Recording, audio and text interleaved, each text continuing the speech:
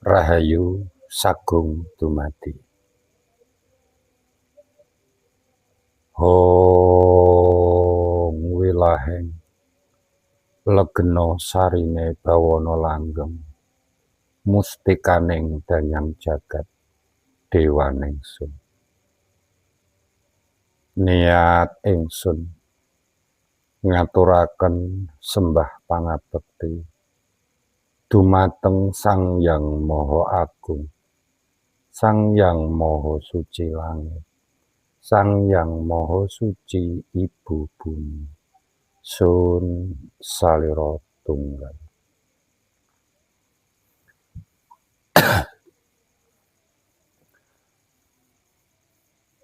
Di sini saya akan membahas tentang kehidupan kita sehari-hari. Kita ngobrol santai.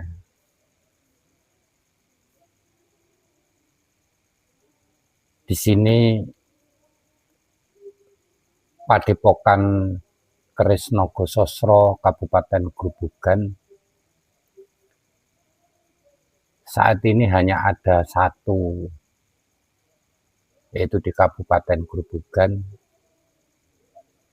tepatnya di Desa Lebak, Kecamatan Grobogan, Kabupaten Grobogan. Sebelum kita bicara panjang lebar tentang kehidupan kita ini, di sini saya akan menegaskan bahwa Padepokan Kresna Sosro Kabupaten Grobogan mengajarkan budi pakerti luhur, yang mana budi pakerti luhur ini adalah tatanan atau paugeran, tuntunan dari Tuhan dalam rangka bisa dikatakan awal peradaban baru atau pembentukan peradaban baru. Karena kalau kita mau flashback kembali tentang aturan-aturan dan tatanan-tatanan Tuhan yang sudah terlahir dari sejak saat langit dan bumi itu diciptakan, di sini banyak perubahan-perubahan, banyak fenomena-fenomena, di mana dalam kurun waktu tertentu dunia ini menjadi, kehidupan kita ini menjadi kehidupan yang sejahtera, yang damai.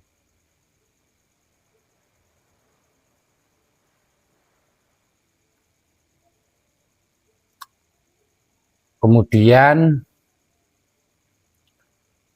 dalam waktu kurun tertentu juga terjadi bencana, terjadi musibah, pagebluk, gunung meletus, dan lain sebagainya. Dan itu dunia ini berjalan selalu berganti-ganti. Dan itu merupakan bagian dari skenario atau cerita Tuhan yang bisa kita katakan itu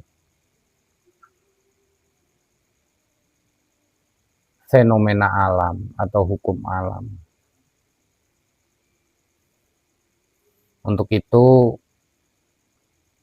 dalam rangka menyambut, mewujudkan takdir Tuhan bahwa saat ini adalah awal dari bangkitnya peradaban baru, dan Nusantara akan menjadi titik awal peradaban itu, dan banyak pepatah atau slogan dari orang-orang spiritual. Mereka mengatakan bahwa Nusantara akan menjadi mercusuar dunia. Dan kami dari Padepokan Krisnogo Sosro Kabupaten Grobogan ngemban dawuh atau mendapatkan tugas dari Tuhan alam semesta, nggih Gusti, sing manjing, yang tinggal, sing jumeneng, yang berada di dalam hati kita masing-masing. Padepokan Krisnogo Sosro berdiri atas dasar perintah dari leluhur yang merupakan bagian dari takdir Tuhan. Mungkin di sini tidak istilahnya apa? Banyaklah dari orang-orang spiritual itu mengatakan bahwa tahun 2025, tahun 2027, kurang lebihnya naik turunnya seperti itu, mengatakan bahwa saiki wong koyok diinteri. Sekarang baru proses apa itu istilahnya,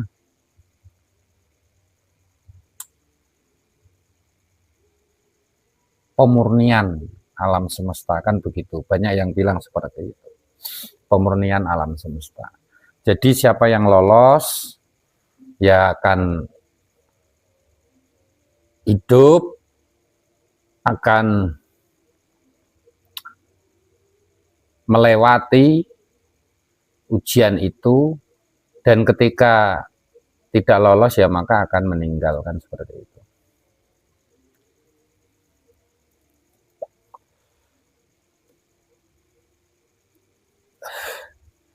Jadi Padepokan Krisnogo Sosro berdiri, Padepokan Krisnogo Sosro Kabupaten Grobogan itu hanya satu.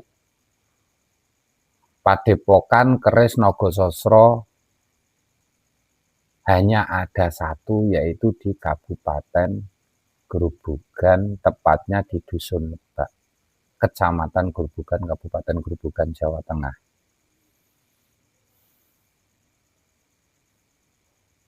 Padepokan ini berdiri atas perintah Tuhan semesta alam, Tuhan yang menciptakan langit dan bumi seisinya,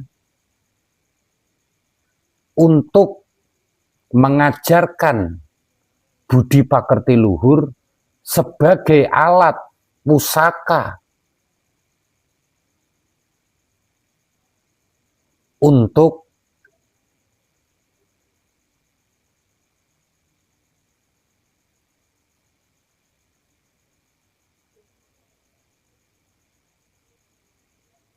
membentuk atau menciptakan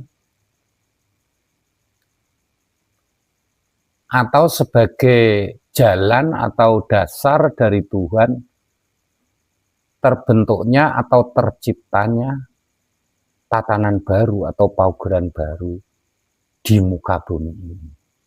Dan itu sudah kehendak Tuhan. Dan mohon maaf, berdirinya Padepokan Krisnogo Sosro Kabupaten Grobogan ini penuh dengan intrik, penuh dengan masalah.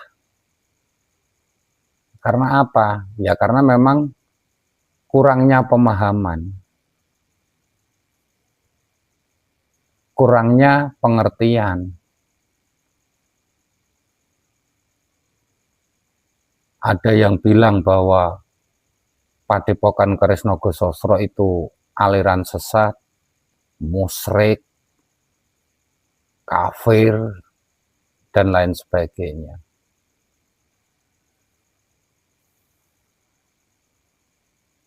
Tapi saya menyadari, saya mengerti. Saya mencoba untuk memberikan pemahaman. Soal diterima dan tidaknya, itu adalah hak pribadi masing-masing. Untuk itu di sini penting sekali menurut saya memberikan pemahaman kepada masyarakat, bahkan seluruh dunia. Apakah kita itu sudah benar-benar memahami dan mengerti dan bahkan bertemu dengan yang namanya Tuhan, yang kita sembah, kita puja, dan segala sesuatu yang ada di dunia ini selalu beralasan, selalu dijadikan dasar bahwa semua adalah ketetapan Tuhan, bahwa kita harus menyembah Tuhan. Kalau tidak nanti bla bla bla dan bla bla bla dan bla bla bla dan lain sebagainya.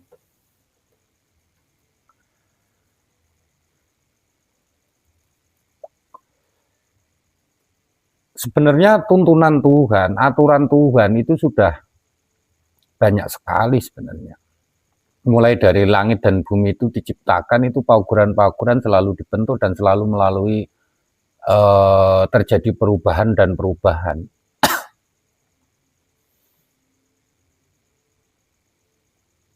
Ya memang seperti itulah kehidupan. Dan pada titik saat ini saya bilang, manusia bisa saya katakan salah memahami konsep Tuhan, aturan Tuhan, kebenaran Tuhan. Entah dapatnya itu dari mana, entah dari kitab-kitab atau dari gurunya atau siapapun itulah.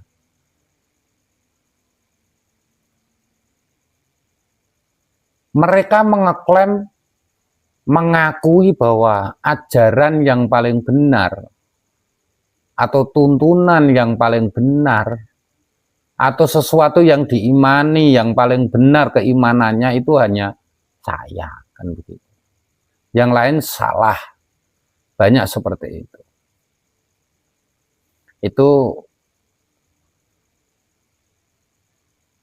menurut saya adalah pemahaman yang salah.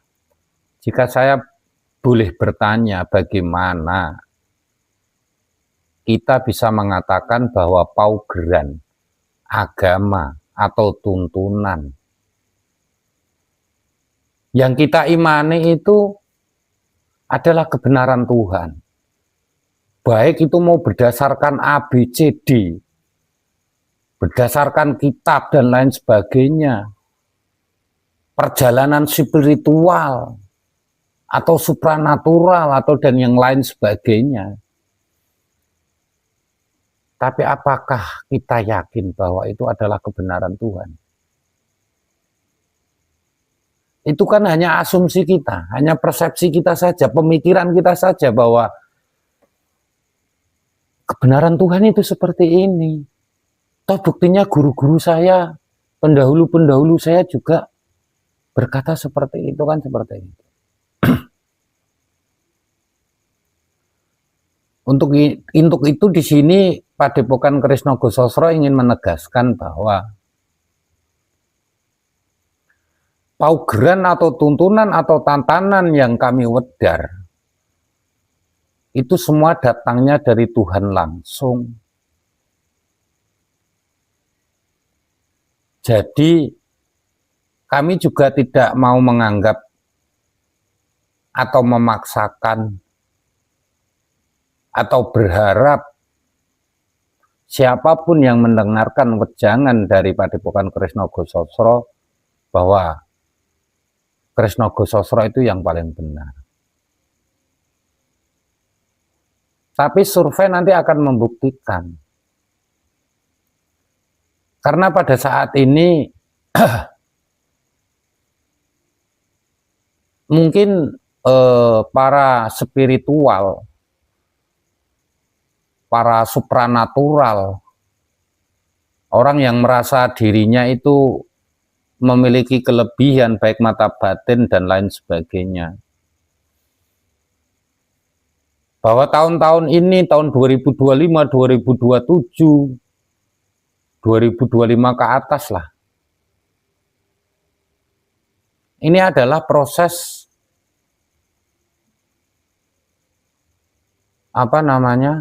pemurnian alam semesta. Istilah Jawanya itu kan koyo dene gabah diinteri. Jadi gabah itu padi, itu ditapeni, kalau istilah orang Jawa itu dibersihkan, maka yang kosong itu akan kembali. Yang dipertahankan yang berisi, kan seperti itu. Kalau Padepokan Krisnogososro sendiri mendapatkan pembenaran bahwa tahun ini, tahun 2025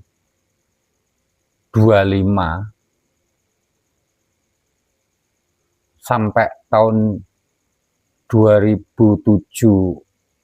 pertengahan, kurang lebihnya 2 tahun, itulah yang dinamakan kiamat. Jadi selama ini manusia salah mengartikan kiamat. Padahal yang dimaksud Tuhan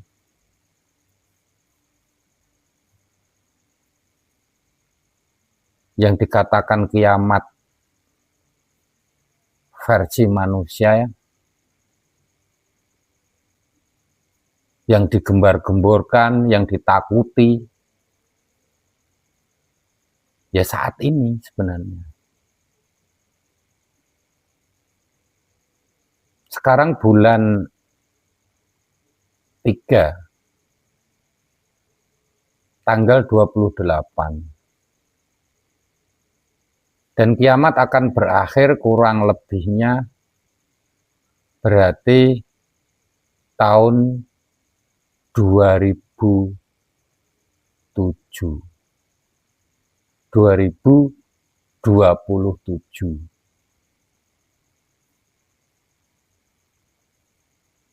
Itu kiamat akan berakhir.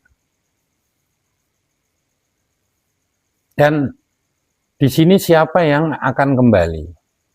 Dalam pemurnian ini, dalam istilahnya hisab ya, kalau kiamat itu kan dihisab, ditimbang amal baiknya. Lalu siapa yang akan dikembalikan? Yang akan dikembalikan atau dalam arti meninggal adalah orang yang ketika dia hidup itu tidak memberikan dampak manfaat kebaikan bagi orang lain. Orang yang hidup, saya ulangi ya, orang yang hidup akan tetapi tidak bermanfaat bagi orang lain. Tuhan memastikan di hari kiamat ini akan meninggal.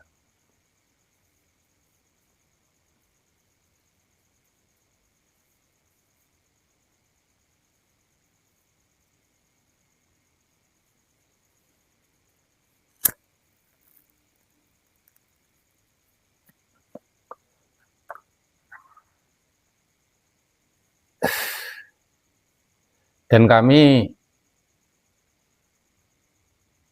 sadar betul, kami juga banyak perlawanan. Tapi kami hanya menjalankan perintah Tuhan saja. Selebihnya Tuhan yang akan mewujudkan semua itu. Apakah manusia mampu? Mau sekuat apapun manusianya, mau sekaya apapun manusianya, harta bendanya, mau setinggi apapun derajat dan pangkatnya, mau sesakti apapun manusia itu, mampukah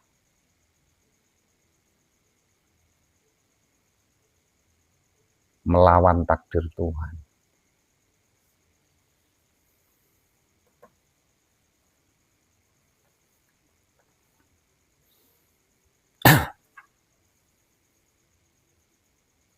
Survei akan membuktikan. Karena Padepokan Krisnagosasra Kabupaten Grobogan adalah cikal bakal awal peradaban di muka bumi.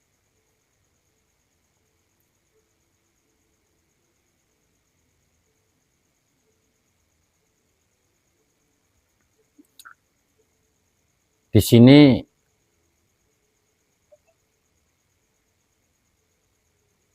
kami mengajarkan budi pakerti luhur. Dan budi pakerti luhur itu adalah kunci, bahkan judul atau subjudul kalau dalam istilah makalah atau dalam istilah film itu judulnya adalah budi pakerti luhur. Tatanan alam semesta ini akan diputar kembali seperti ketika langit dan bumi diciptakan, tumbuhan diciptakan, binatang diciptakan, kemudian manusia diciptakan, kemudian dibentuklah paugeran-paugeran atau tatanan tuntunan dari Tuhan, dan itu adalah budi pakerti luhur. Dan ini kembali lagi ke titik nol.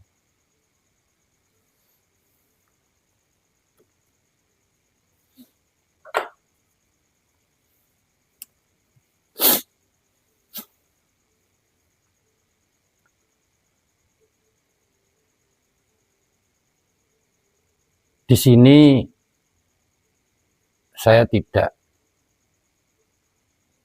membenarkan, tidak berharap orang yang melihat video saya, melihat video ini wedaran-wedaran dari Padepokan Krisnagosasra, percaya tidak. Itu hak pribadi masing-masing. Di sini Padepokan Krisnagosasra akan membahas, memberitahu tentang kebenaran-kebenaran Tuhan, ya karena memang Padepokan Krisnagosasra Kabupaten Grobogan mendapatkan dawuh atau perintah dari Tuhan sendiri. Kami diminta untuk memberikan pembenaran-pembenaran tentang Tuhan, tentang kehidupan, dan seisinya di alam semesta ini.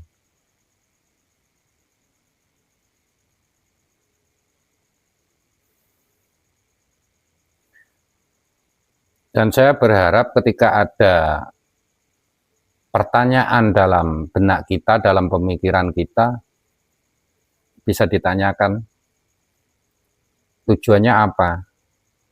Membuka akal sehat kita, membuka hati nurani kita, untuk mengetahui kebenaran Tuhan itu sendiri. Jadi, kita percaya karena kita melakukan sendiri. Bukan hanya katanya, Bu, dan bukan hanya katanya, tapi kita membuktikan sendiri.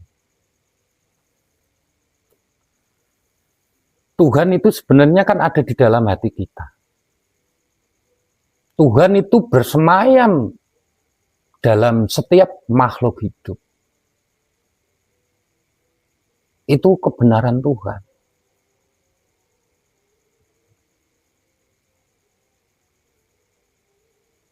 Dan Tuhan itu ada di dalam hati kita.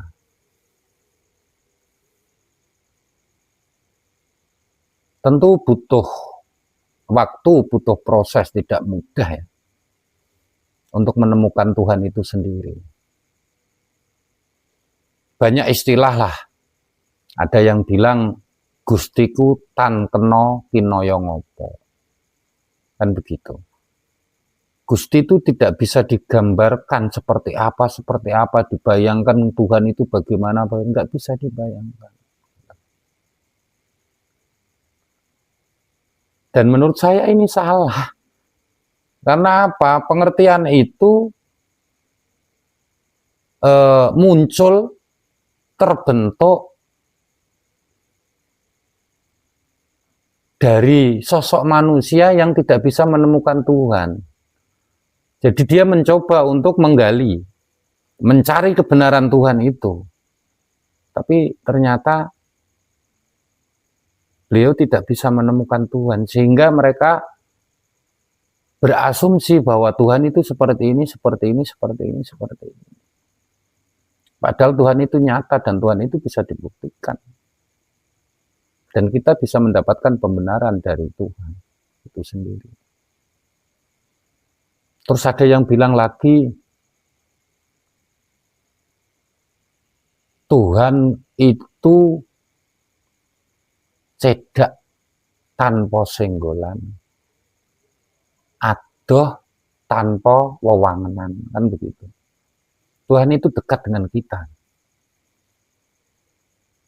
bahkan menyatu dengan diri kita, tapi kita tidak merasa bersentuhan. Itulah Tuhan.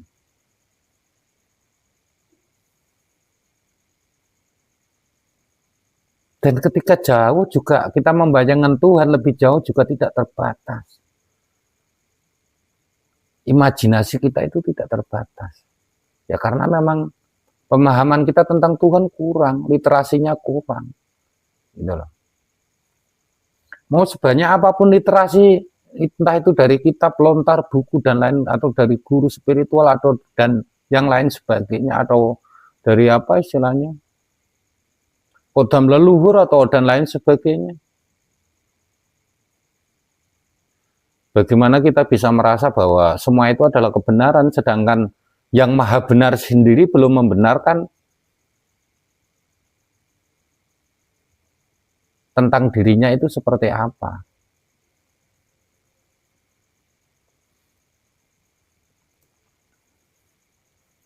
Jadi Tuhan itu ada dalam hati manusia, ada dalam hati setiap makhluk hidup. Itulah Tuhan. Dan Tuhan itu ada. Dan Tuhan itu bisa. Kita bisa bertemu dengan Tuhan, itu bisa. Itu satu. Lalu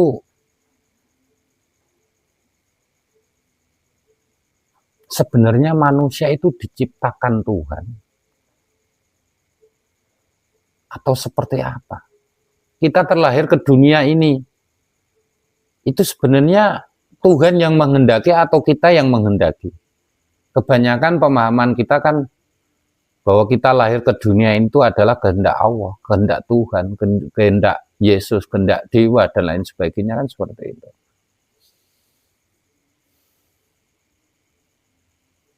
Sebenarnya kelahiran kita di dunia ini itu adalah keinginan kita, bukan keinginan Tuhan. Keinginan kita.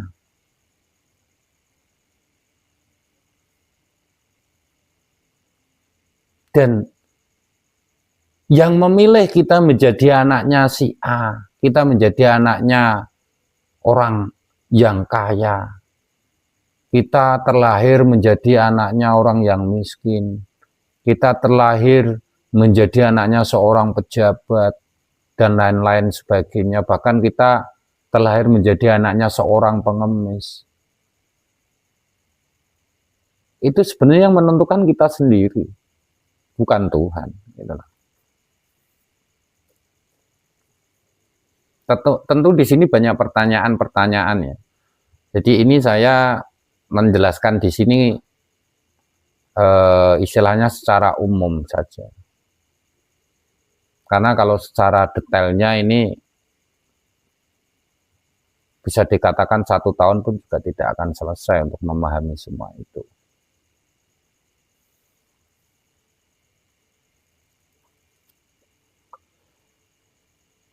Jadi ketika manusia itu sudah di alam roh, kemudian manusia itu ingin terlahir kembali ke dunia. Ini juga ada dua versi ya, ada dua versi. Seseorang yang mati atau seseorang yang meninggal dalam keadaan suci tanpa dosa, maka dia akan langsung naik ke alam roh.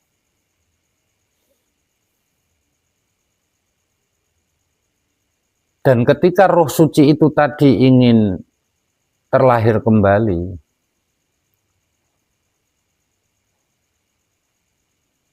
maka dia bisa memilih. Saya ingin terlahir seperti ini, saya ingin terlahir seperti ini, saya ingin terlahir seperti ini. Begitu juga ketika manusia itu mati dan dia membawa banyak dosa atau kesalahan, maka dia akan menjalani karmanya atau hukumannya atau bisa dibilang neraka. Salah satunya apa?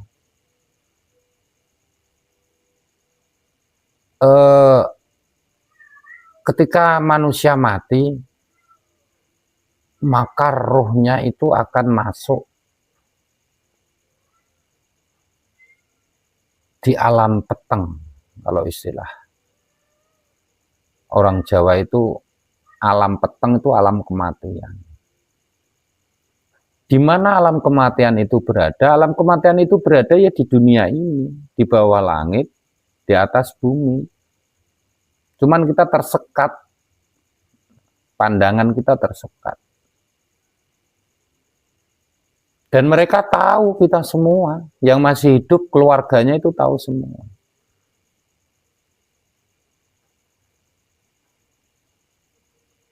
Dan di sana tidak ada tetumbuhan,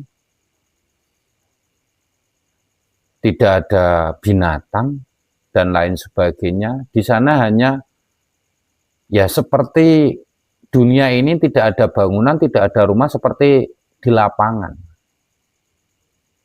Di lapangan itu kan tidak ada apa-apa. Seperti lapangan sepak bola itu. Kosong.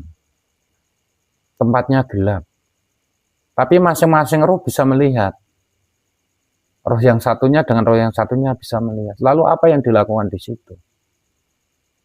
Ya mereka hanya berjalan, mutar,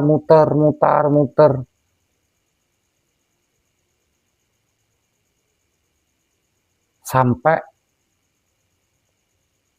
pada akhirnya penebusan dosa itu selesai. Dan itu salah satunya. Banyak juga yang tersesat di alam jin. Banyak juga yang tersesat dibawa oleh tim-tim spiritual, dimanfaatkan, dan lain sebagainya. Banyak itu sebenarnya. Nah, ketika roh suci yang mati dalam keadaan suci, kemudian ingin terlahir kembali, maka yang memilih saya terlahir, posisi saya di mana, itu diberikan pilihan sama Tuhan.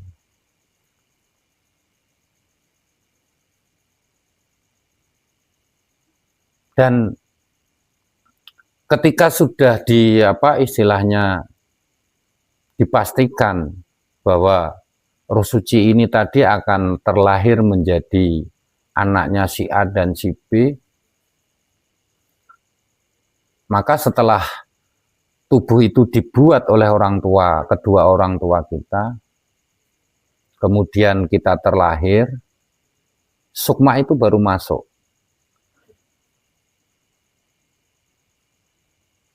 Maka bayi akan menangis. Wah, kan seperti itu. Itu sukma masuk. Dan sebelum sukma itu dimasukkan, inilah menjadi 3 dasar alasan manusia lahir atau dilahirkan atau ingin terlahir ke dunia.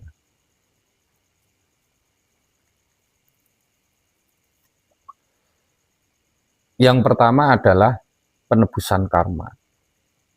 Jadi ketika kita mati dalam keadaan tidak suci, maka kita otomatis akan terlahir kembali. Ini otomatis. Meskipun kita diberi pilihan untuk terlahir di mana, dan di mana.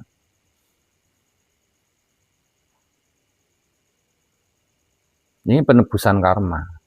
Berbeda dengan orang yang mati dalam keadaan suci tanpa dosa. Maka ketika dia ingin terlahir kembali, maka tidak ada penebusan karma. Orang ini bersih dari karma, dan saya sudah banyak membuktikan orang-orang yang terlahir tanpa karma itu banyak. Kemudian satu itu penebusan karma atau penebusan dosa ketika dia hidup, yang harus ditebus kembali setelah kelahirannya kembali. Dan itulah yang dimaksud sebenarnya hari pembangkitan. Jadi besok di hari kiamat kita akan dibangkitkan. Ini persepsi yang salah sebenarnya. Pemahaman yang salah.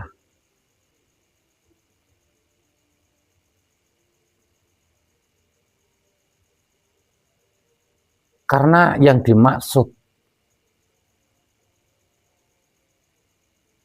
hari kebangkitan itu bukan seperti yang diceritakan itu. Yang dimaksud kebangkitan, nanti akan dibangkitkan, itu adalah kita terlahir kembali.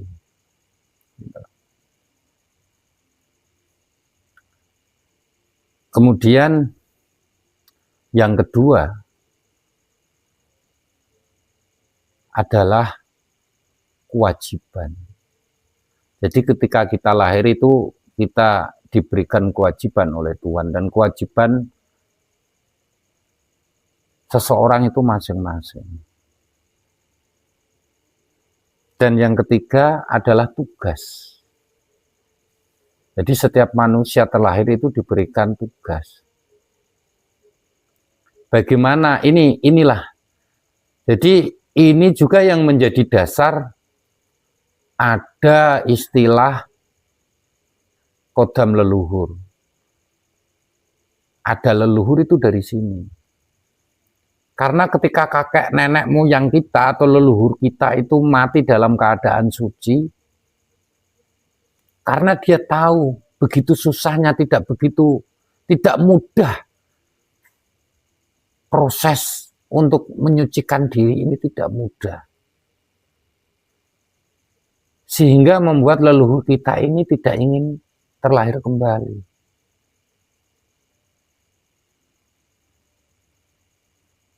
Dia lebih memilih untuk mendampingi anak cucunya, keturunannya. Agar apa? Leluhur berharap keturunannya, anak cucunya itu bisa seperti beliau, mati dalam keadaan suci.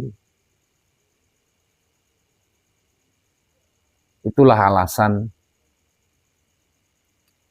mungkin di sini banyaklah yang tahu ya, mungkin ya, bahwa si A itu didampingi oleh simbah buyutnya atau canggahnya, atau ada yang mendampingi leluhurnya.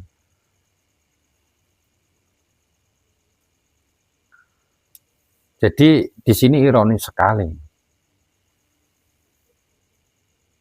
Dan semua yang saya sampaikan ini mutlak, murni 100%, bahkan 1000% kebenaran Tuhan.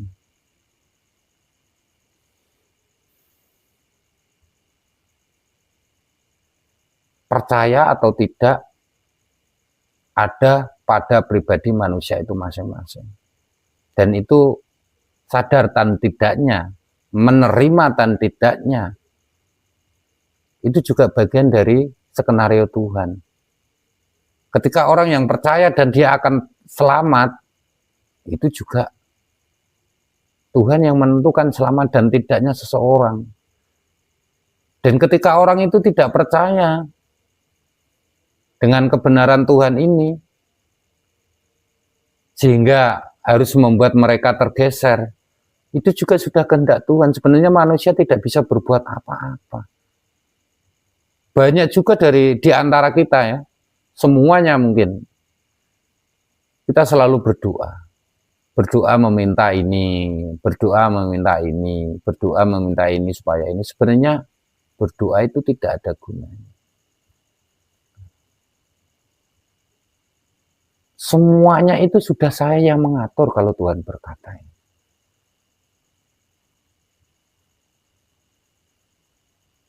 Saya minta rezeki saya banyak, saya minta ini, nggak bisa.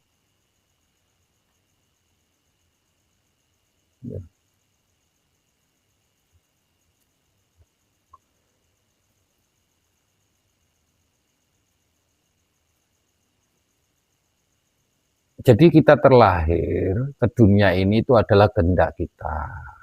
Sebenarnya kehendak kita. Bukan Tuhan yang menginginkan kelahiran kita, itu bukan, tapi kita sendiri. Tapi di sini Tuhan punya syarat gitu loh. Jadi kelahiran kita itu seizin Tuhan gitu loh. Seizin Tuhan.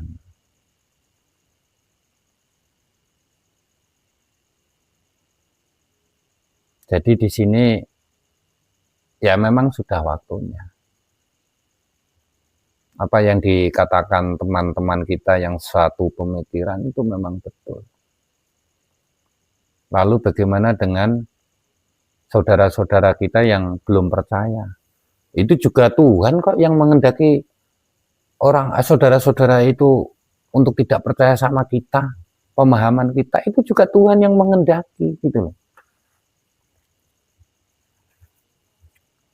Sebenarnya manusia itu tidak punya kuasa apa-apa, tidak bisa berbuat apa-apa dan tidak punya apa-apa, semuanya ini milik Tuhan.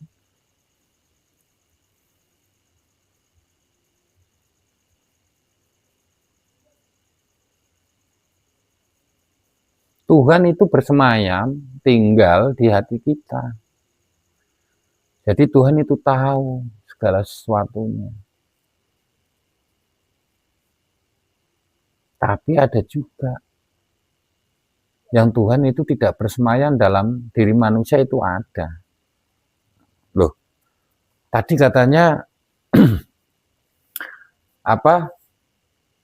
Tuhan itu bersemayam dalam setiap hati manusia. Setelah bersemayam dalam setiap makhluk hidup. Lalu kenapa?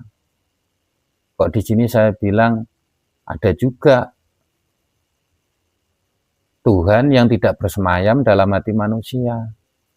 Ada manusia yang di dalam hatinya tidak ada Tuhannya, itu ada. Tapi dari awal itu semuanya ada. Lalu bagaimana Tuhan itu bisa pergi dari hati manusia itu? Ya karena manusianya yang mengusir Tuhan. Gitu loh. Jadi mungkin kita banyak melihat kehidupan saudara-saudara kita ya di luar ya. Atau mungkin bahkan kita sendiri. Ketika kita atau saudara kita itu tidak punya rasa kemanusiaan, itu bisa dipastikan Tuhan itu tidak ada dalam hatinya. Inilah yang dikatakan kafir, kafaro. Kafir itu kan artinya tertutup toh, kafaro.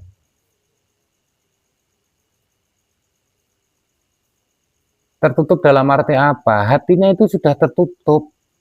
Tuhan tidak bersemayam lagi di situ. Siapa yang menggeser pikiran kita?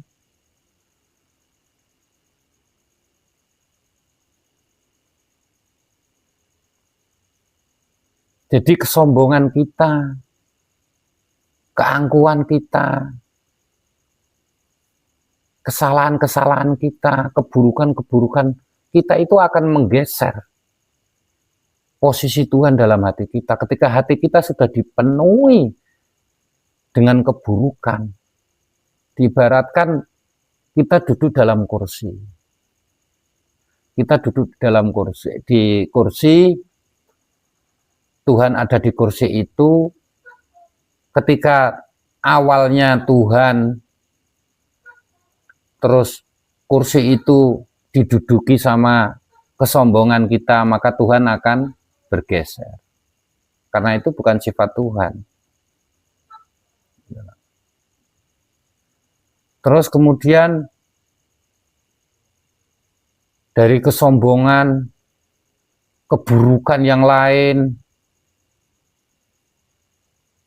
selalu membuat susah orang lain, iri dengki, tamak, dan lain sebagainya. Akhirnya Tuhan tidak kebagian kursi. Akhirnya Tuhan pergi, itulah yang dinamakan kafir, kafar. Sebenarnya itu. Gitu. Sudah dipastikan. Manusia yang di dalam hatinya tidak ada Tuhan, pasti salah jalan. Kadang juga ada Tuhan itu duduk cuman, kalau kita ilustrasikan manusia itu cuman setengah pantat saja duduknya. Jadi sedikit kegeser lagi jatuh, Tuhan pergi. Sehingga ada juga sifat manusia yang punya welas asih, punya apresiasi ya. Contohnya begini, misalkan ada orang yang dipukulin, dia bisa bicara bahwa mesake ya, kasihan. Kasihan tapi hanya di bibir saja. Realisasinya tidak dilakukan. Prakteknya tidak dilakukan.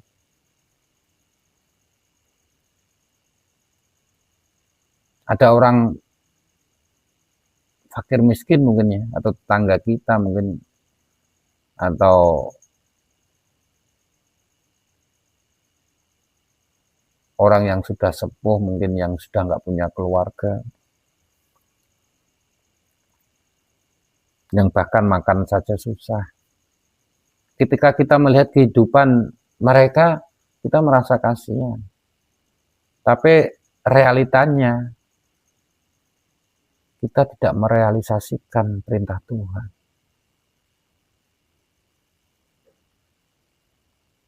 Seperti itu contohnya. Dan masih banyak yang lainnya, contoh-contoh seperti itu.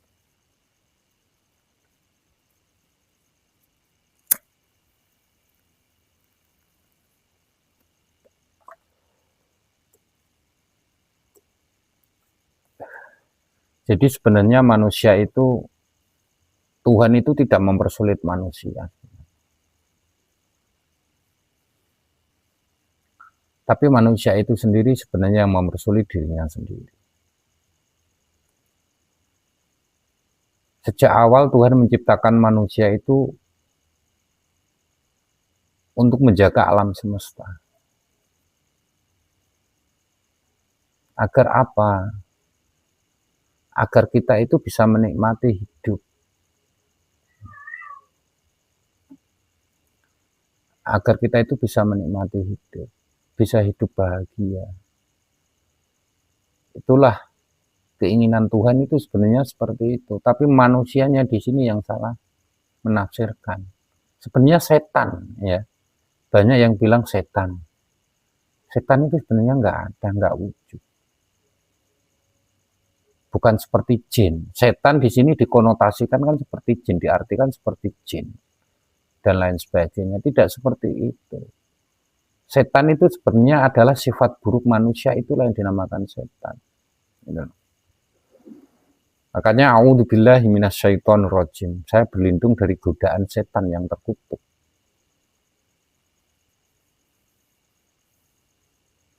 Itu adalah sanepan-sanepan semua sebenarnya. Yang perlu diurai. Gitu.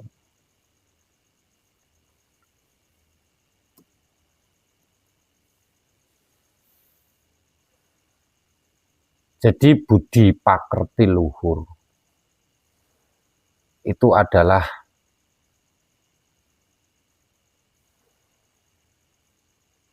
dasar ajaran Padepokan Krisna Gosastra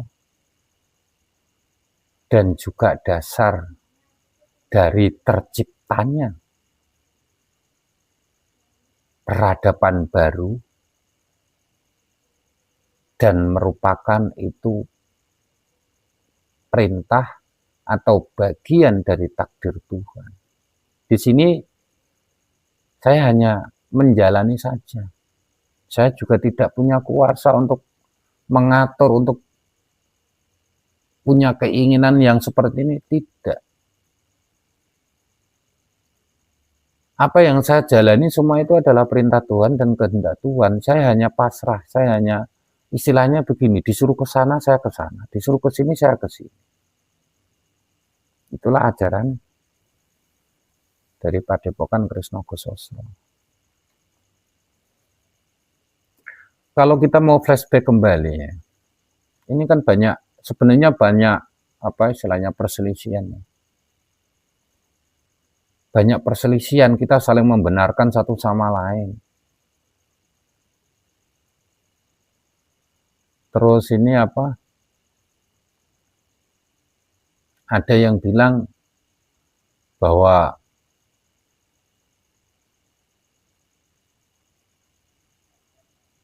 tuntunan atau paugeran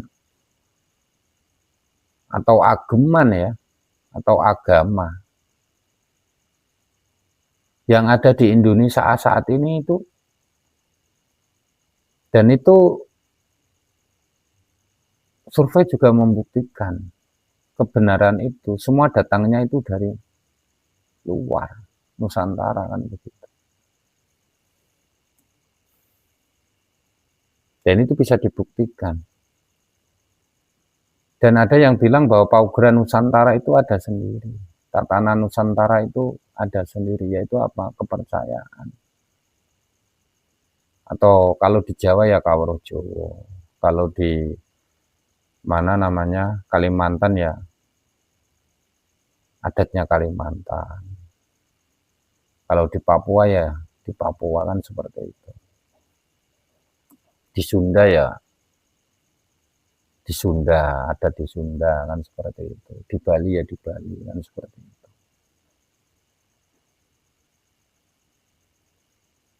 Dan di sini saya akan membuka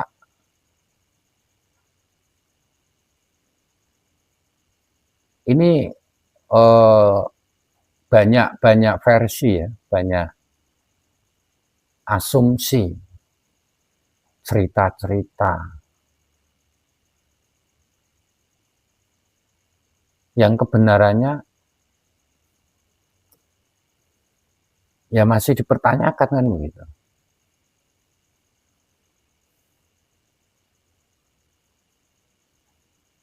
Dulu kalau orang istilahnya sekarang ya, kita bicara sekarang karena konteksnya itu sekarang, negara sekarang itu Arab, atau dulu mungkin dikenal dengan apa Persia, bangsa Persia atau bangsa Arya dan lain sebagainya. Itu kan hanya sebutan saja.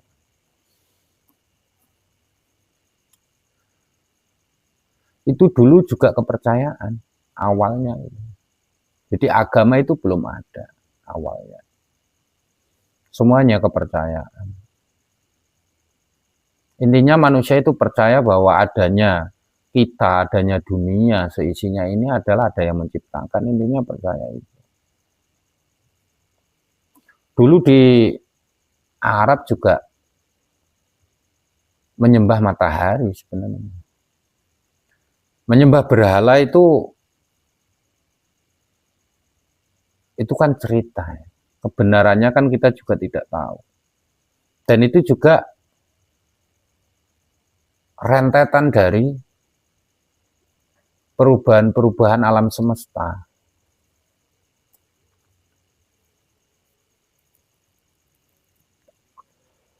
Jadi di Arab dulu itu kepercayaan mereka itu menyembah matahari. Dan spiritualnya masih kental di sana. Begitu juga dengan daerah-daerah yang lain, termasuk Nusantara ini. Itu juga sama kepercayaan. Tapi dengan berjalannya waktu, pemikiran manusia, sikap manusia sudah mulai berubah. Dunia tidak lagi menjadi indah, manusia tidak lagi menjadi bahagia. Karena apa? Dalam kepercayaan ini disalahgunakan. Karena dalam kepercayaan itu masih kental spiritualnya, banyak leluhur-leluhur itu yang mendampingi kita.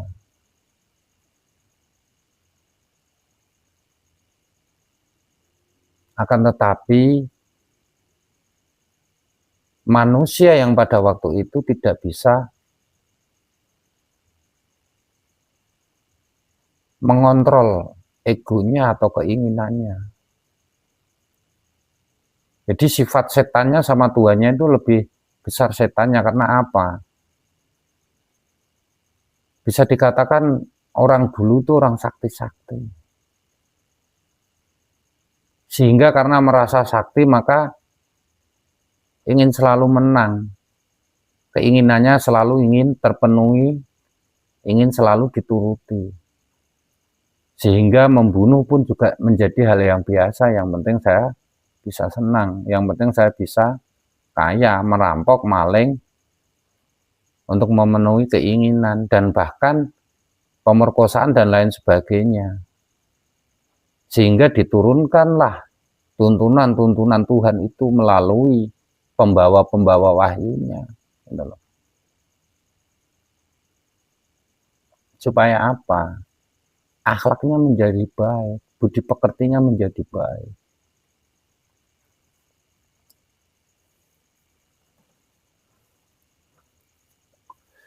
Begitu juga di Nusantara. Banyak tuntunan juga yang awalnya kepercayaan. Mungkin kita bisa flashback dari peradaban di Nusantara itu. Seperti Ratu Sima, Kerajaan Kalingga, sampai dinasti Sailendra, Majapahit, sampai sekarang. Dalam sejarah kita banyak melihat dan banyak mendengar, selalu itu pasti rebutan tahta, perang. Karena apa? Karena merasa menang, merasa sakti, merasa kuat.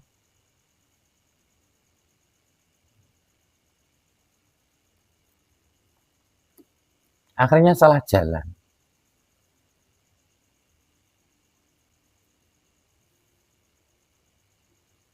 Dan dari situ, di sini saya bisa mengatakan bahwa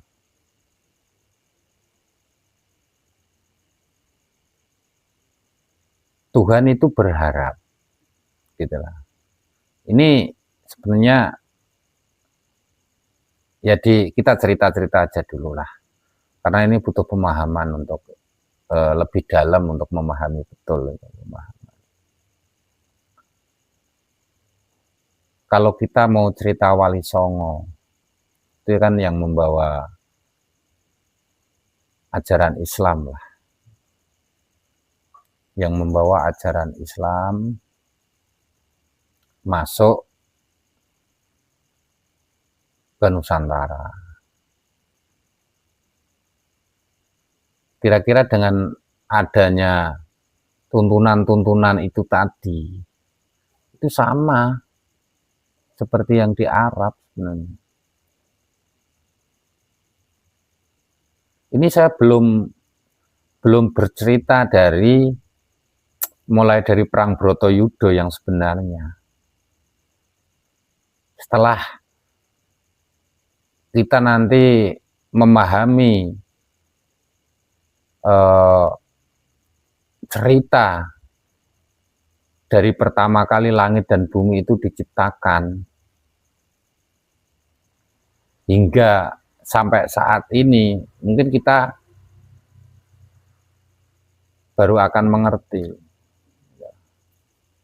baru akan sadar. Jadi Islam itu atau tuntunan-tuntunan yang lain itu masuk di Nusantara itu dengan tujuan adalah untuk menggeser atau memperbaiki atau untuk bahkan menghilangkan kepercayaan yang pada waktu itu sudah salah jalan. Kita bisa mendengar dari cerita-cerita itu, mungkin bahkan kita juga melihat sendiri mungkin dari simbah kita atau buyut kita.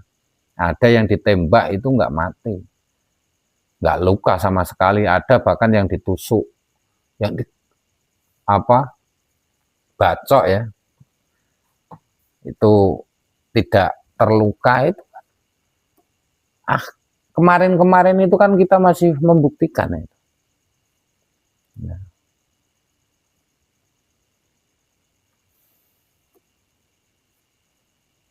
Yaitu ujung-ujungnya apa? Ya adigung-adiguno. Merasa sakti, akhirnya sewenang-wenang, semena-mena.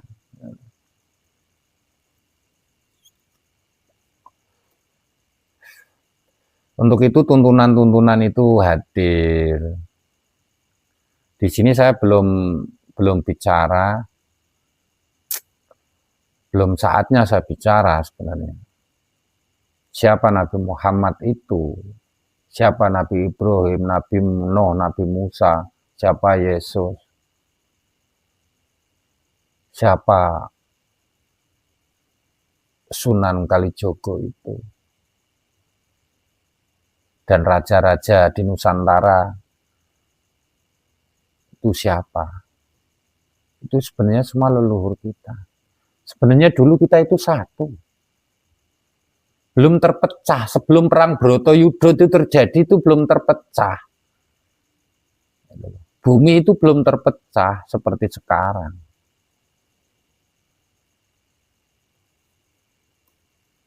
Itulah fakta kebenaran. Kebenarannya itu seperti itu. Setelah perang Bratayuda, setelah keturunan dari Parikesit di sini, baru alam semesta ini bergejolak. Karena apa? Perilaku manusianya yang sudah tidak sesuai dengan aturan Tuhan tadi. Sudah banyak angkara murka, keburukan di dunia ini. Sehingga terjadi bencana alam, gempa bumi, terjadi letusan Gunung Merapi dan lain sebagainya.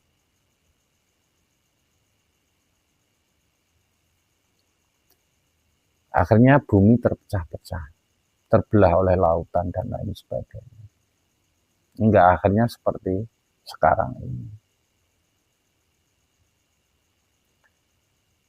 Dan di sini Tuhan ingin mengembalikan,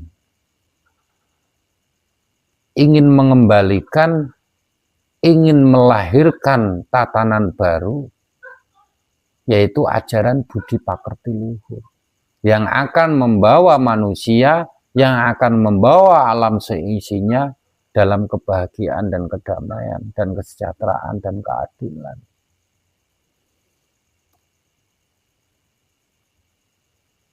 Dan itu semuanya Tuhan yang bekerja, bukan kita, bukan manusia. Manusia itu hanya perantara saja. Gitu loh. Yang berjalan itu semuanya Tuhan. Mungkin kalau bisa kita ilustrasikan ya, antara manusia dengan Tuhan. Mungkin seperti kalau diibaratkan tuh kita Tuhan. Terus robot atau mobil-mobilan yang bisa jalan sendiri itu loh. Itu manusianya. Jadi Tuhan yang mengatur. Tapi manusia tidak menyadari itu ya, karena memang manusia punya pemikiran, punya penglihatan, pendengaran, punya hati, perasaan. Manusia berpikir bahwa itu adalah kodrat manusia. Sehingga manusia merasa dirinya benar. Ketika punya keinginan seperti ini, seperti ini, seperti ini, ya terserah saya. Dia tidak menyadari kalau semua itu adalah Tuhan yang menggerakkan, itu tidak tahu.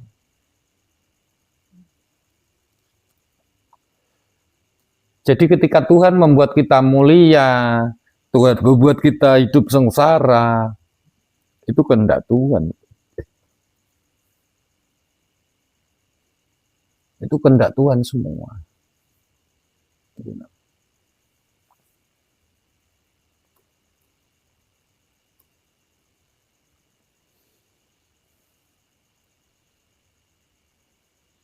Untuk itu saya juga tidak istilahnya benci ya, enggak. Ketika ada orang yang membenci saya, mencaci maki saya enggak benci.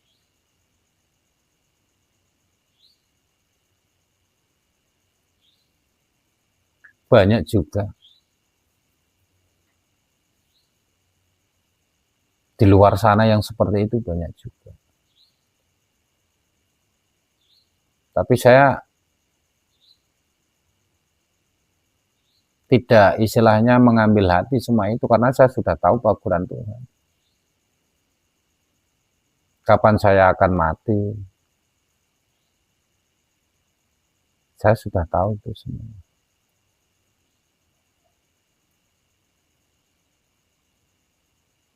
Ya seperti yang saya bilang tadi, bahwa kita itu sebenarnya seperti mobil-mobilan itu yang bisa digerakkan itu. Mainan kita itu sama. Kita semua itu mainan Tuhan sebenarnya, kalau kita itu mau mengerti gitu loh, mau sadar. Lalu apa fungsinya? Kita merasa menang, kita merasa benar. Gitu loh. Coba sekarang rata-rata orang sekarang memikirkan dirinya sendiri, bagaimana saya bisa hidup cukup, bukan cukup, bahkan malah lebih, bahkan malah merasa kurang. Kita tidak peduli lagi dengan orang di sekeliling kita, bahkan orang tua kita sendiri.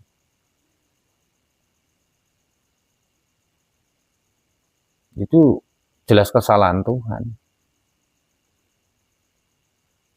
Karena aturan Tuhan itu sebenarnya simple. Ketika kamu hidup, kamu penuhi 3 syarat itu.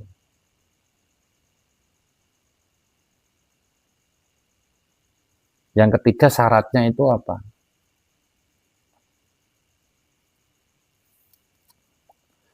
Sebelum kita dilahirkan,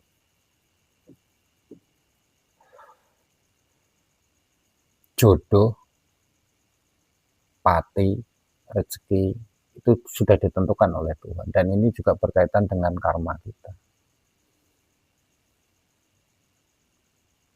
Terus alasan kelahiran kita, satu, penebusan karma. Kedua,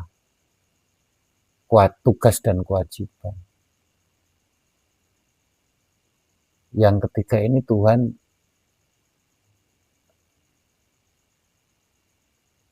ketika nanti kamu sudah terlahir ke dunia, kamu jangan lupa dengan aku, Tuhan. Temukan aku.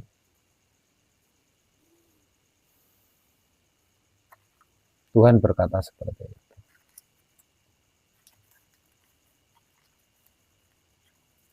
Jadi Tuhan itu bisa kita temui itu di saat kita hidup di dunia ini. Ketika kita mati nanti kita tidak bisa bertemu dengan Tuhan. Loh, tadi bilangnya sebelum kita lahir itu Tuhan bilang begini, bahwa jodohmu. Ya itu bisa dibilang Tuhan, itu mungkin bisa dibilang malaikat atau bisa dibilang dewa, dan itu juga bisa dibilang Tuhan juga. Karena semua ada bagian masing-masing. Seperti di dalam Islam juga ada Asmaul Husna, itu sifat-sifat Tuhan, ya Rahman, ya Rahim, ya Malik, ya itu dan lain sebagainya. Di agama-agama lain mungkin juga ada kan begitu. Ada bagian-bagiannya kan begitu. Dan semua itu sebenarnya adalah wujud Tuhan juga.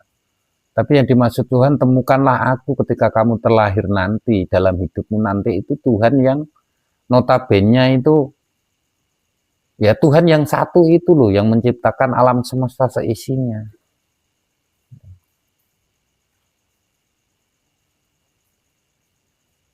Itu temukan.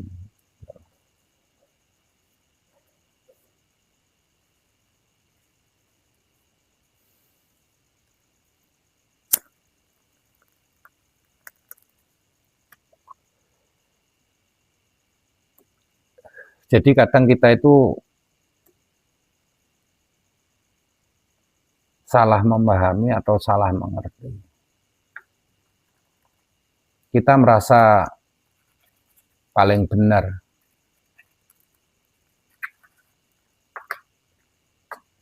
Pertanyaannya begini, bagaimana kita bisa merasa bahwa keimanan kita, apa yang kita imani atau agama kita itu adalah suatu kebenaran? Jika kebenarannya itu sendiri kita belum mendapatkan pembenaran dari Sang Yang Maha Benar, yaitu Tuhan pencipta alam semesta seisinya.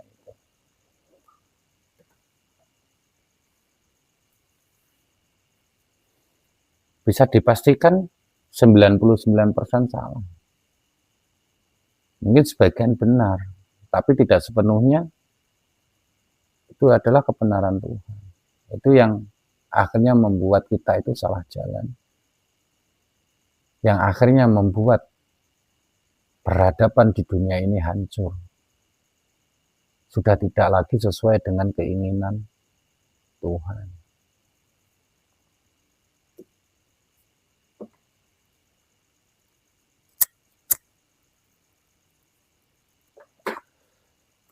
Ini hanya pengantar saja, hanya pengantar.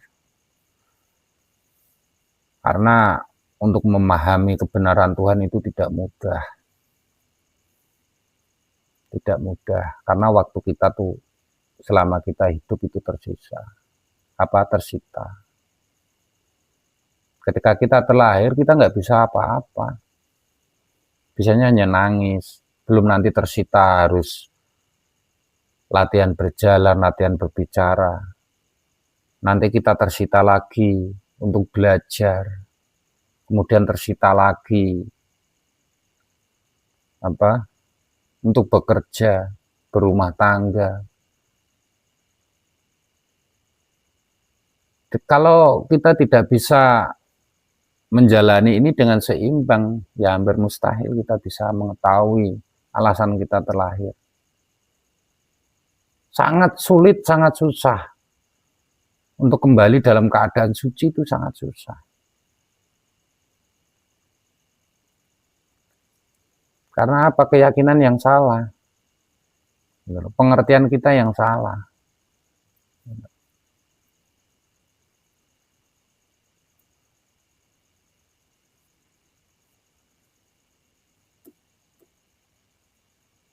Kalau jalan kita benar, cara memahami kita benar, cara berpikir kita benar, cara berbicara kita benar, cara berbuat kita benar, sesuai dengan aturan Tuhan, ya pasti kita bisa kembali dalam keadaan suci.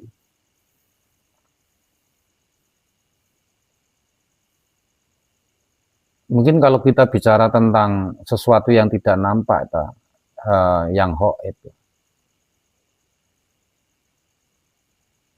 kalau kita mau bicara itu kan banyak sekali sesuatu yang tidak nampak itu. Ada jin yang tidak nampak oleh panca indera kita, yang tidak tampak oleh mata kita. Ada istilah kuntilanak, gendruwo, dan lain sebagainya, perewangan, leluhur, danyang, itu semua ada. Itu nyata, semuanya ada.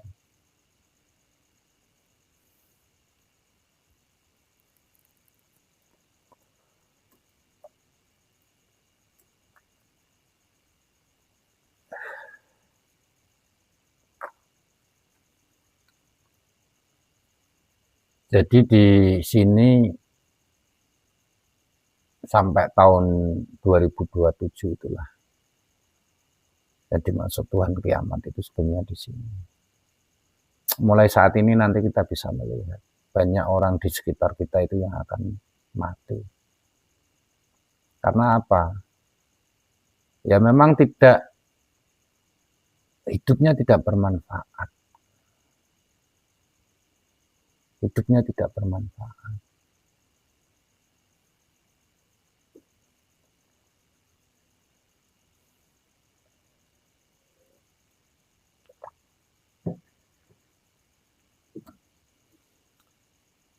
Kenapa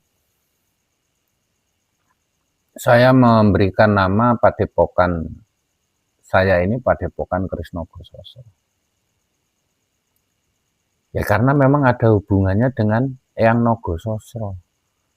Dan selama ini tidak ada yang mengenal Eyang Nogososro, itu enggak ada. Yang dikenal itu adalah kerisnya. Dan itu pada waktu kerajaan Majapahit, waktu dipimpin oleh Brawijaya yang kelima.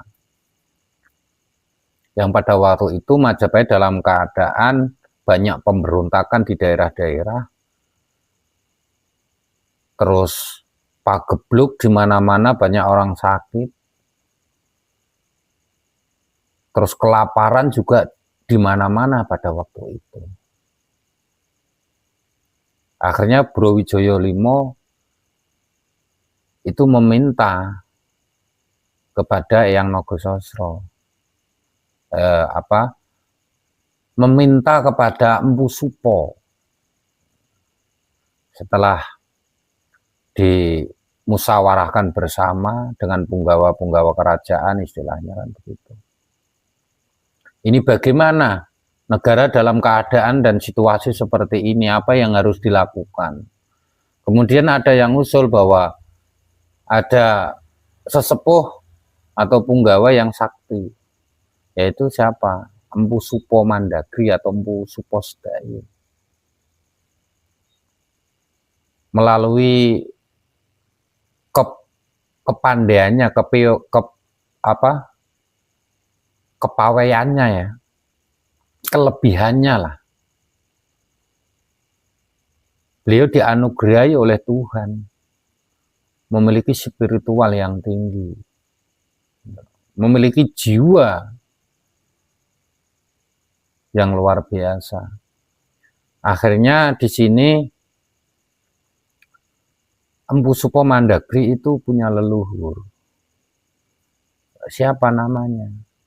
Eyang Nogososro.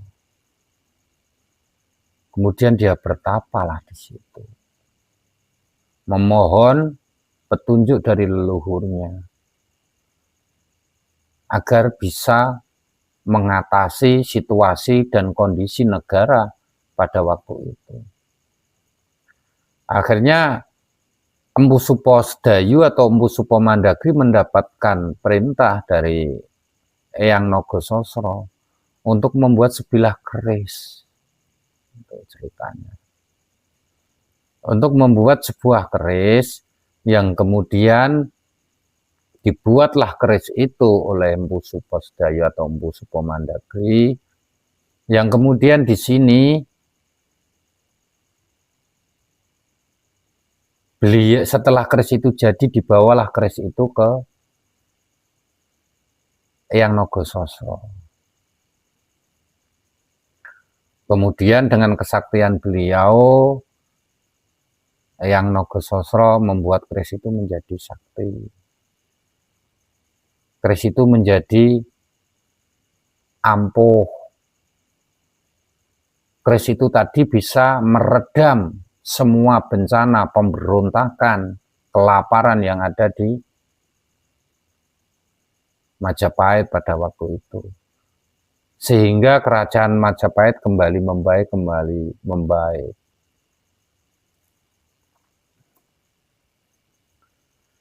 Dan di sini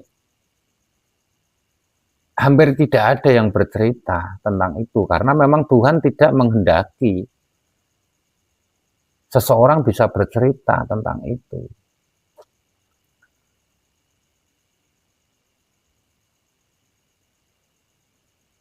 Semua orang kita hanya kenal keris Nogososro. Siapa yang membuat? Empu Supo Sedayu atau Empu Supo Mandagri? Dan itu tempatnya di mana? Tempatnya di sebelah desa saya. Sekarang saya tinggal, itu di Dusun Sedayu, Kelurahan Sedayu, Kecamatan Grobogan, Kabupaten Grobogan. Dan bahkan petilasannya, tempat di mana beliau membuat keris menempa keris itu sekarang masih dilestarikan oleh warga tempat. Dan bahkan orang-orang di sekitar saya sini yang pekerjaannya itu pandai besi, itu mengambil air sepuannya itu dari situ. Dari tempat di mana dulu Empu Supo Mandagri menempa keris Nogososro yang diberikan keris Nogososro. Sekarang masih dipakai airnya itu untuk menyepuh.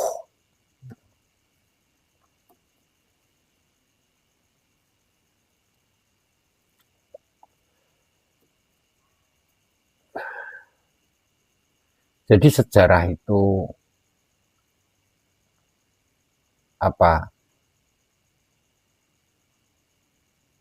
tentang siapa yang Nogososro itu kan selama ini saya belum menemukan literasi. Ya karena memang Tuhan belum menginginkan hal itu terungkap. Dan kemudian setelah saya berpikir, saya renungkan,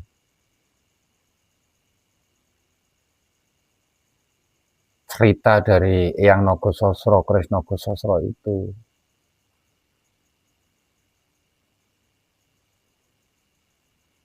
kemudian di sini itu muncul. Eyang Nogososro itu nemuin saya.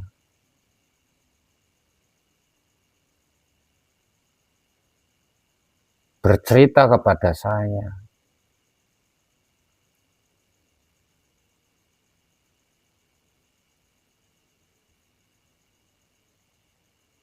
Ketika saya cari literasi tentang Eyang Nogososro, itu yang ada mungkin kalau istilahnya tim-tim pemburu barang antik dan lain sebagainya itu juga ada istilah sayembara ya.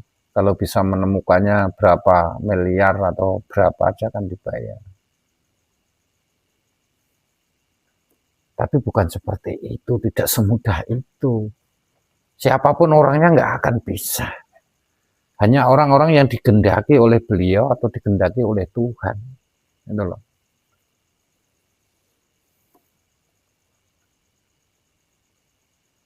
Jadi kalau istilah orang Jawa itu ora wadah golek isi, tapi isi golek wadah. Karena apa? Keris Naga Sasra itu hanya bisa dipegang oleh orang-orang tertentu. Ya memang orang yang diberikan tugas oleh Tuhan. Dan ketika saya flashback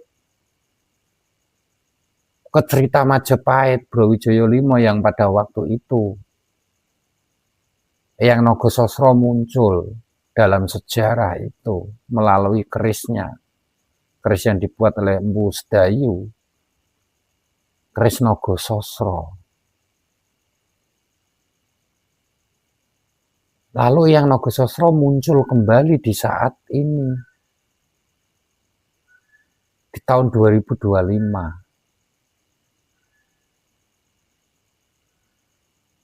Ada apa? Untuk apa?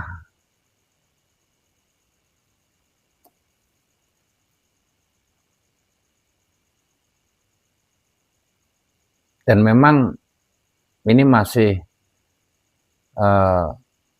saya masih belum berani bicara karena memang semuanya harus, kata pengantar ini harus saya jelaskan betul-betul, baru nanti pada saatnya akan saya sampaikan.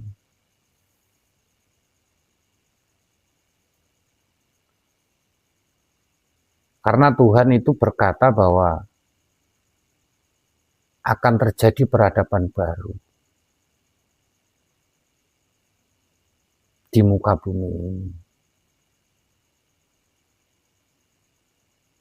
Dan ajaran yang dipakai itu adalah budi pakerti luhur. Dan itu akan terjadi di mana?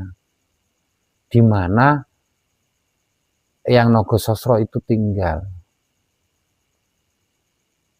Dan yang Naga Sasra tinggal itu di mana? Saat ini ada di Desa Lebak, Kecamatan Grobogan, Kabupaten Grobogan. Disitulah awal peradaban nanti akan terjadi. Tapi banyak dari tim-tim spiritual, dari orang-orang Jawa yang merasa dirinya itu mengerti, mampu, memahami, merasa dirinya sudah tahu segalanya. Saya yakin tidak tahu tentang kebenaran Tuhan ini, tidak tahu. Mungkin yang merasa dirinya itu bisa bertemu dengan Tuhannya boleh dikatakan, ditanyakan sama Tuhan. Apakah semua yang saya katakan ini adalah kebenaran Tuhan atau tidak? Saya pastikan Tuhan akan menjawab, ya, itu kebenaranku.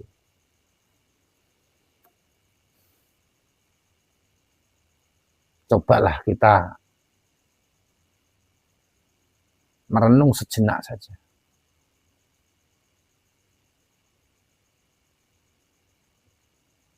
Kita itu siapa sih? Kita itu manusia. Kematian itu pasti datang.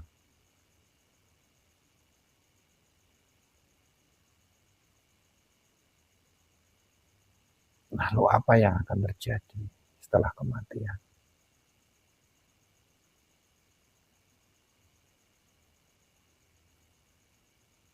Lain kali akan saya bahas tentang perjalanan hidup setelah kematian.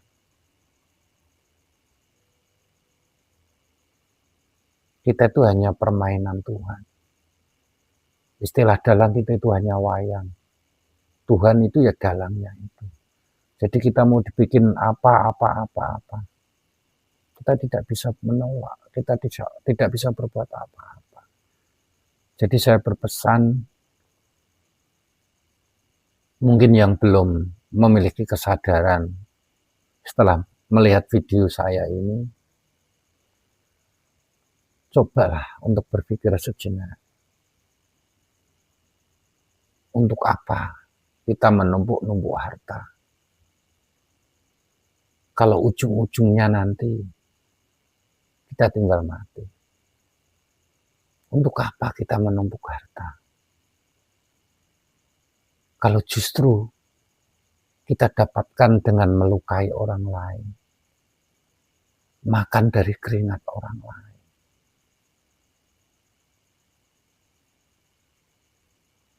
Untuk apa kita menumpuk-numpuk harta? Kalau orang-orang di sekeliling kita masih kekurangan.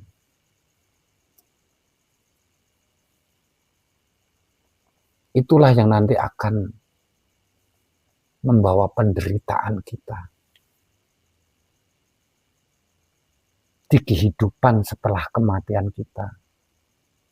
Itu panjang cerita. Bahkan saya pernah bertemu dengan seseorang,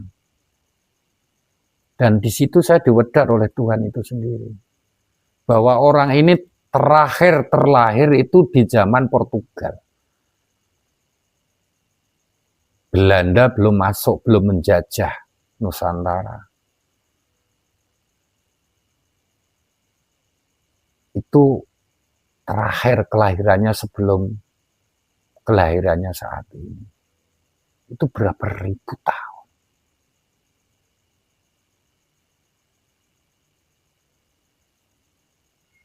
Itu karena penebusan dosa yang terlalu panjang.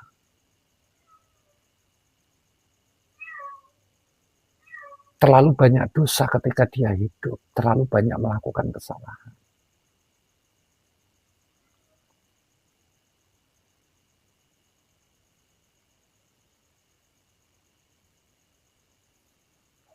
Dan banyak yang lainnya. Saya berharap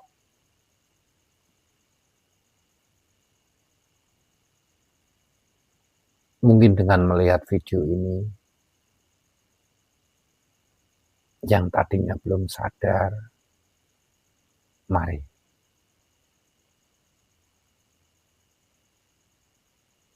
kita sadar bahwa hidup ini bukan untuk kita sendiri. Hidup ini untuk orang lain. Hidup ini harus bermanfaat bagi orang lain. Kalau saya mau sedikit bisa bercerita, kehidupan setelah kematian. Banyak sukma-sukma manusia itu yang terlahir menjadi binatang.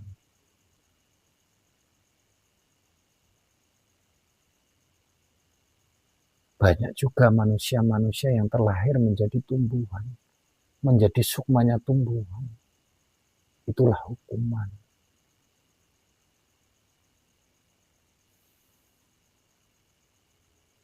Jadi, cobalah sejenak untuk merendahkan diri kita. Jangan merasa yang paling benar, paling kaya, paling pintar, dan lain sebagainya. Paling benar. Dan lain sebagainya.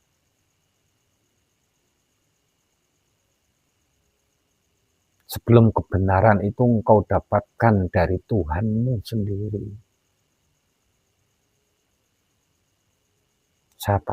Saya pastikan, saya bisa pastikan. Ketidaksadaran kita itulah yang akan menyengsarakan kita di kehidupan kita setelah mati.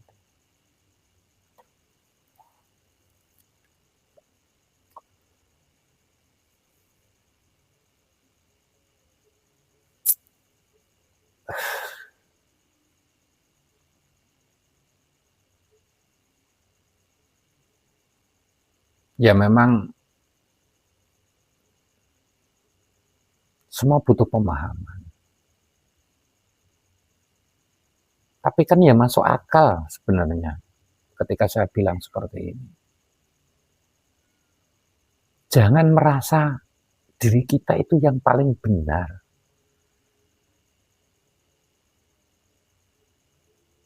Sebelum kita itu mendapatkan kebenaran itu dari Tuhan, bahwa hai manusia, itu salah, yang benar tuh ini loh maksudnya. Kira-kira masuk akal? Ketika kita merasa benar, tapi kita belum bertemu dengan Tuhan, kebenaran itu belum dibenarkan oleh Tuhan. Apakah itu kebenaran Tuhan? Jangan-jangan itu asumsi kita, pemikiran kita saja yang salah. Kan seperti itu.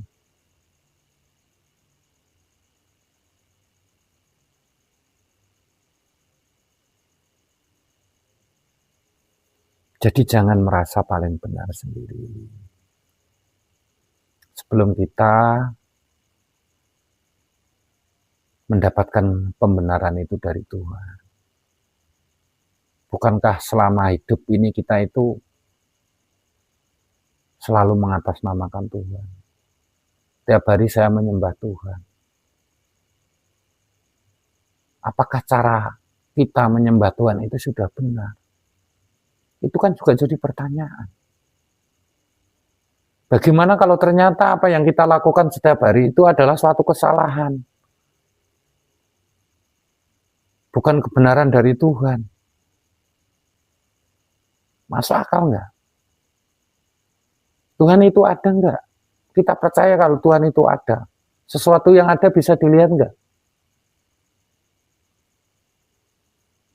Jangan hanya dirasa. Rasa itu belum tentu benar. Kadang rasa juga menipu. Gitu loh.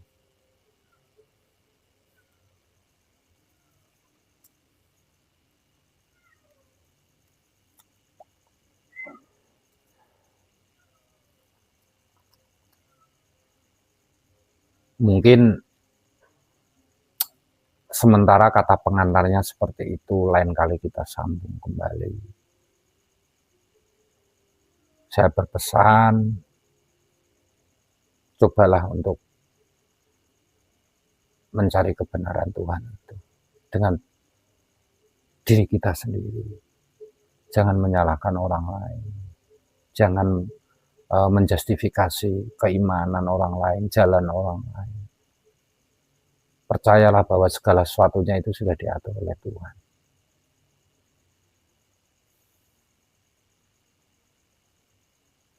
Mungkin sementara itu kata pengantar untuk mengawali peradaban baru, proses terbentuknya peradaban baru yang akan terjadi di muka bumi ini.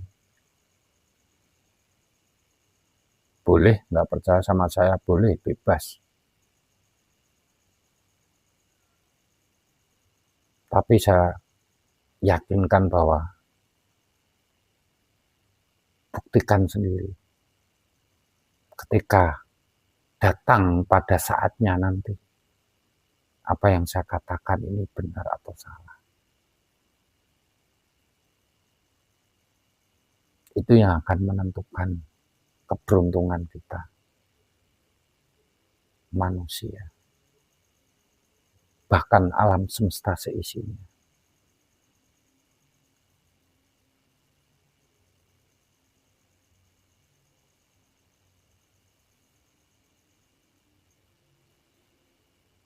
Rahayu Sagung Dumadi.